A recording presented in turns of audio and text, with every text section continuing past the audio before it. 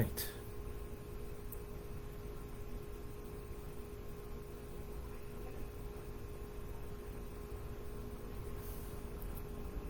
How is everybody's day going? I hope their day is going great.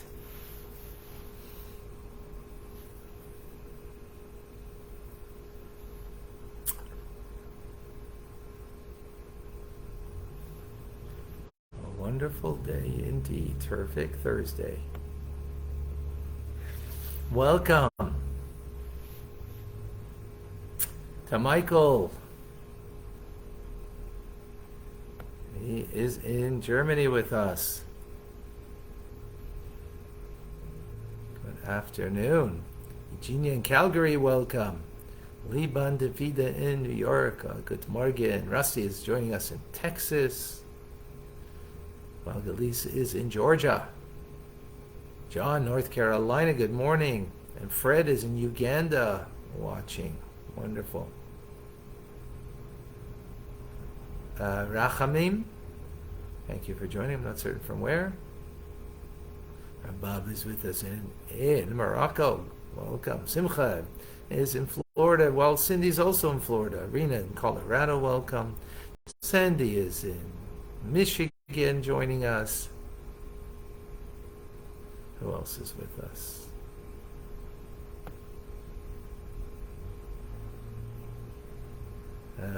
David is in California. Thank you. Clem in Brisbane, where it's very late. Thank you for joining. Who else is here? Leia in Florida. Maxine is in Nottingham, UK. All right, beautiful. Rachamim is in Texas, Houston. Beautiful. Thank you for joining. And in Arizona, we have Diane with us. As always, Jeff is in West Bloomfield, Michigan. Well, Lynn is in Long Island. Daphne, a terrific Thursday. Absolutely. In South Carolina. Julia is joining us.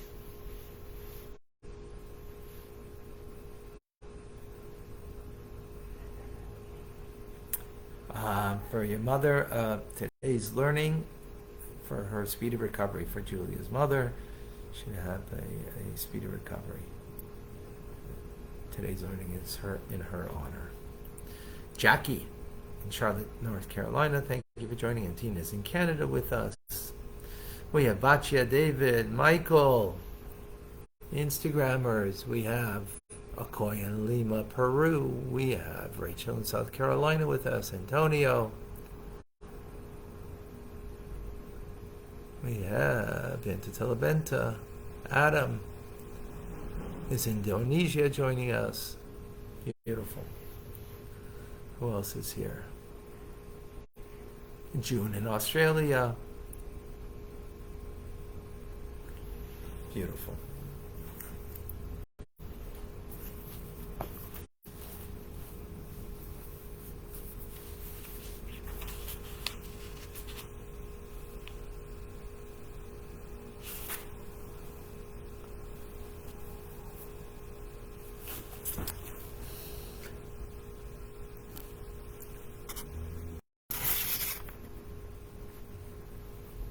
Probably a good question we should ask ourselves is, do we live to eat, or do we eat to live?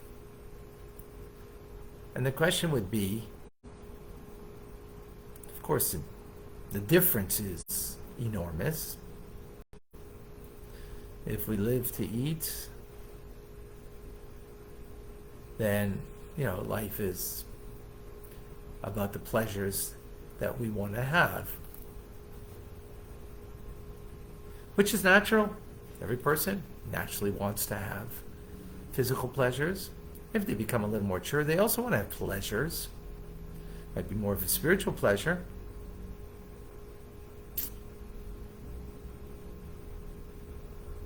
But yet, in a similar category, but a much more mature one. Or do we do these things do we eat in order to live, to give us the strength that we need in order that we could fulfill what we're needed for, what our purpose is. Now, pray tell, I would have suggested we probably fluctuate everyone that's here, because you're here to learn, Tanya, to grow as an individual. So I would suggest we probably fluctuate between the two on some level. But what would be the litmus test to see how we can come to a more refinement in our lives? So, the Alter Rebbe says, when it comes to fully permissible things in life, are we able to sacrifice our impulse, put it aside, even if it's just for a short while?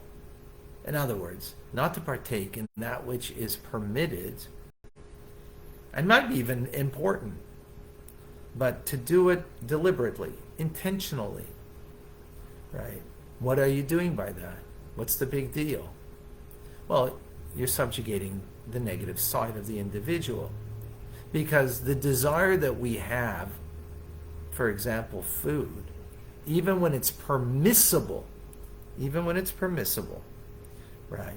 The fact that we can sacrifice ourselves and put aside, whether it be an hour or 5 minutes from eating, for example, we are sacrificing our desire, and in that moment we're learning, like right now, right? If someone, perfect example, if you're eating right now and if you can put that aside, I'm not telling you what to do, but giving an example, put that aside right now, what you're doing is putting aside your desires that are permissible to eat kosher food for a Jew, or for a non-Jew, any kind of food, right? And now do a mitzvah instead. Now, if you put aside food in order to do business, that's not what we're talking about, because then that's all self-sustaining things in your life. One is sustaining you physically, and one sustaining you monetarily. So you're working at work instead of, you don't take lunch. You eat very little bit of lunch because, that time you could use to further your business matters. So then it's all personal matters. But if we're able to put aside our desire, even if it's for a short time, we've accomplished something amazing. The Talmud speaks about the scholars of the day, that they would not eat when most people eat. Most people eat the 4th hour of the day from sunrise. And the scholars, they would eat in the 6th hour. And for those 2 hours, they would go hungry and learn. Now, it didn't make a difference. If they would have eaten the 4th hour, they would have spent the next 2 hours learning. We're talking about the scholars, right, that were in the yeshiva. And if they ate 2 hours later, there's no difference. You're going to eat for the same amount of time, but there's a huge difference, is that the natural tendency that we have for things that we desire and that give us pleasure, we want to have them now. We don't want to put them aside, right? Like our phones, right? To see what's going on, in the world, or whatever things are happening. If we can put that aside and do a mitzvah instead, to do that, then we've accomplished something amazing. Likewise with speaking, let's say, to speak ill, you're not allowed to, but to speak things that are permissible, right? In other words, you're going to do business, but maybe before you're going to talk business, you're going to learn with the individual some Torah, and we're not talking it now, we're going to learn, afterwards we'll talk business. Now you could talk business and learn afterwards. Either way, you're going to do the learning for whatever amount of time, and you're going to do your business for whatever amount of time. But the fact that you first do the learning and then you do the business, what you're doing is subjugating your natural instinct of the animal soul, and it's the desire to do that which is pleasurable for the animal soul, and that is to talk about business. Right? There's food, and business, or whatever else, right?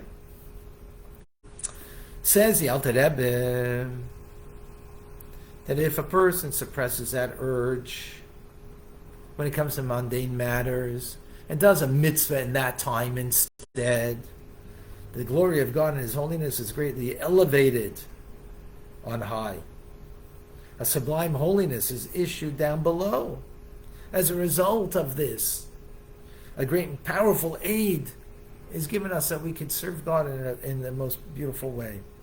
And this is what the sages mean in the Talmud when they say that when an individual consecrates themselves here in a very small measure, in other words, you put yourself aside for that which is permissible, small measure for 5 minutes, 10 minutes, right? You are greatly sanctified from above. A small little sacrifice here is a huge divine light that embraces us from above. Apart from the fact that one sacrifices themselves in the permissible matters, right?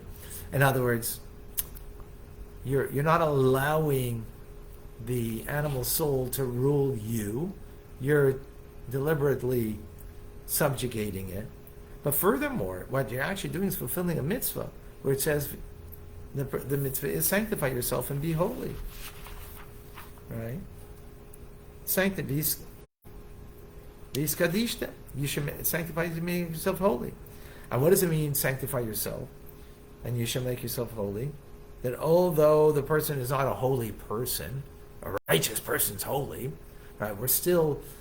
We are still bound up to, the pleasure of our animal soul and what it wants, right? We're still bound up with it because we're born with it. It gets stronger all the time because we're feeding it all the time, right? Even though we're trying to work on it, but we're feeding it and it becomes stronger.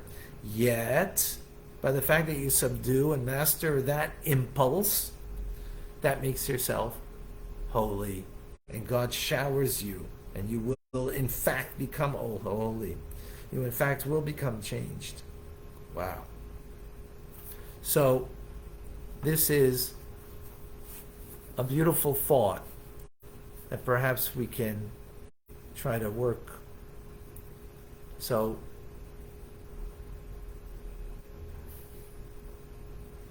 to be able to put aside the desire that we have, whatever it might be, just for a few moments even, is a great accomplishment. Let's try once a day to put aside what my impulse desires for 5 minutes. Not more, just 5 minutes.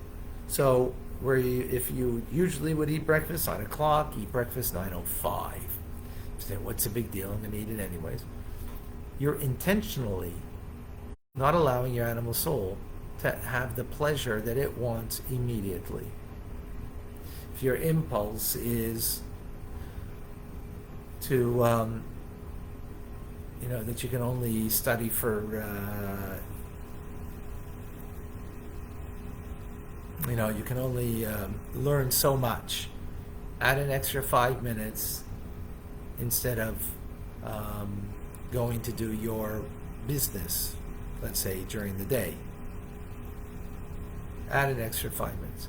Say Tehillim, maybe before you do something. Whatever it might be, you can figure it out. It may seem small, but in God's eyes, it's huge.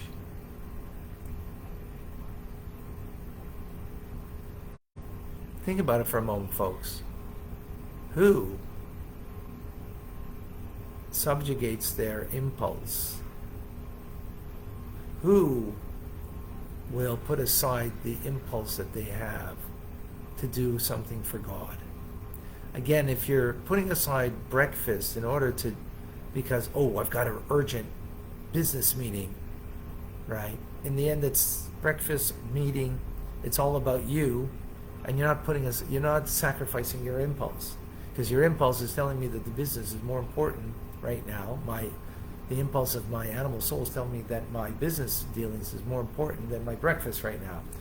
So I'll eat breakfast later. But if it's to do what God needs of a mitzvah from us, from me, right? That you're going to say prayers before you eat something. You're going to say Tehillim, right? Or you're going to learn Tanya and then eat breakfast instead of eating breakfast before Tanya. Whatever. I'm just giving some examples. Just strongly encourage myself.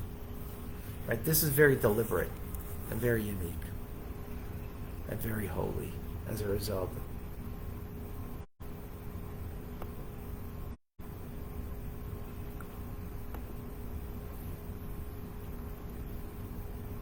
Okay, I don't see any questions.